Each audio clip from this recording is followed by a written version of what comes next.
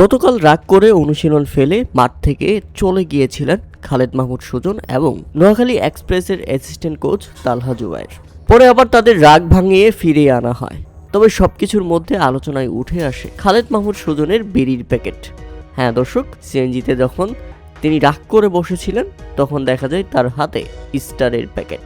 Star সিগারেটের packet দেখে এখন সামাজিক যোগাযোগ মাধ্যমে অনেকেই পোস্ট করে লিখছেন, খাই স্টার ড্যাশ ড্যাশ মন্ত্রী মিনিস্টার।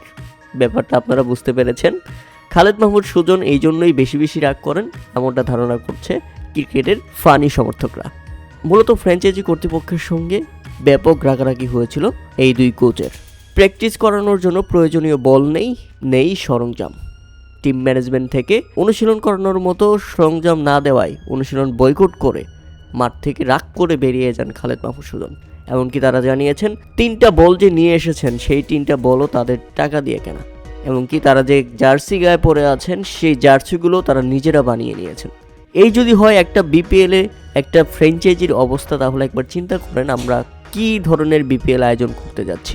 নোয়াখালী এক্সপ্রেস একেবারেই অপেশাদারিত্বের প্রমাণ করেছে। এরপর বাংলাদেশ ক্রিকেট বোর্ডের প্রেসিডেন্ট আমিনুল ইসলাম বুলবুল খালেদ মাহমুদ সুজনের সঙ্গে দেখা করেন এবং তাকে সান্ত্বনা দেন। তবে সব কিছুর ঊর্ধ্বে আলোচনা একটাই, বিপিএল আসলেই তার বিড়ি কাণ্ড।